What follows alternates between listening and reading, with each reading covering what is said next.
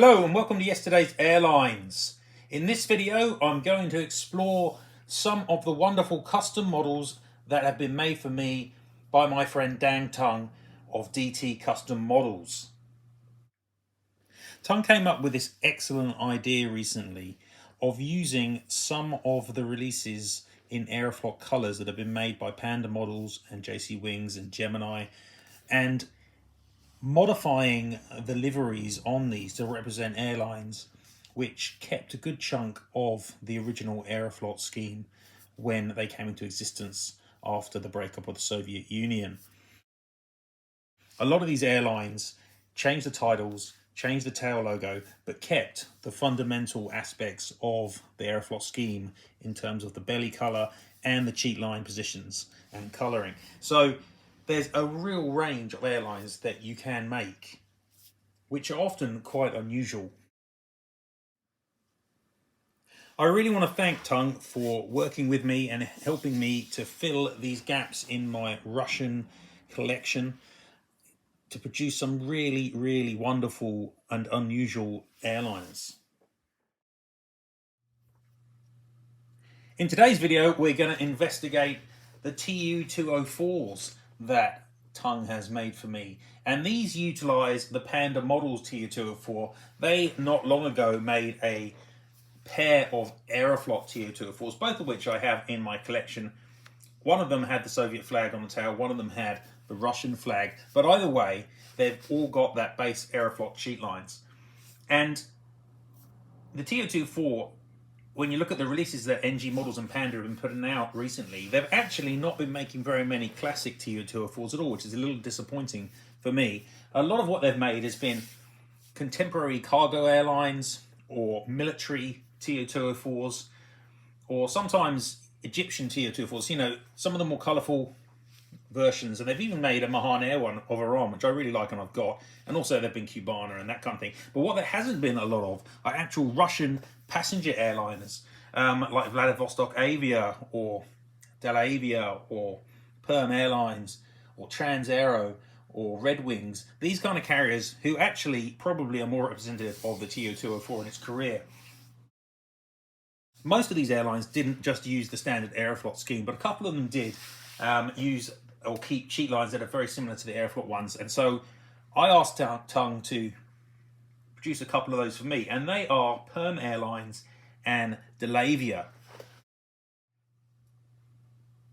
Both of these are quite obscure airlines, I admit, but at the time, in the late 90s and early 2000s, they both were reasonably conspicuous in the Russian scene.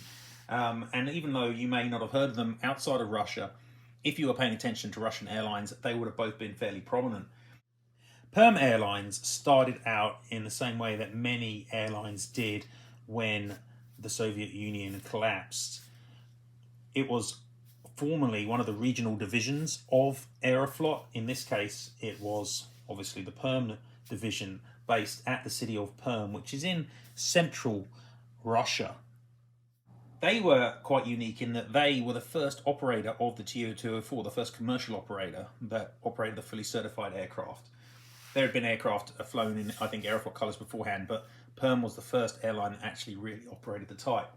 And they leased a couple from about 96, 97, but they couldn't afford the payments for very long because Russia was in a financial meltdown, and they were returned back to Tupolev. But I really like the livery, and it's a really cool airline. They've got this really cool bear tail logo, and I recently featured Perm Airlines at yesterdaysairlines.com, so check out that Av History blog post to read a little bit more about Perm Airlines and Perm itself.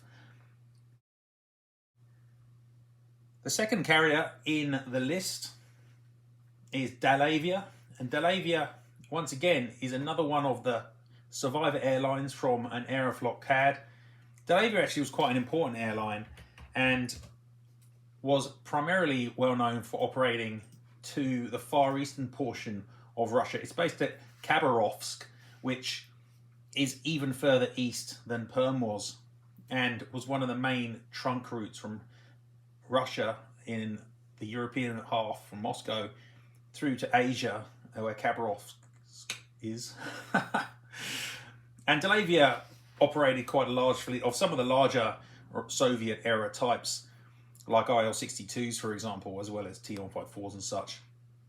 And during the early 2000s, they picked up quite a few Tu-214s. And the difference between a Tu-214 and a Tu-204-100 is really where they're made. The Tu-204-100 is the original variant produced at Ulanovsk by Aviastar, and the Tu-214 is made at Kazan by the Kazan Aircraft Production Association, CAPO. And they're both very similar, but they do have slight differences. Really, the Tu-214, as it's known, is a Tu-204-200. It's basically got a higher gross weight, it's got longer range, and it's got a slightly different door configuration.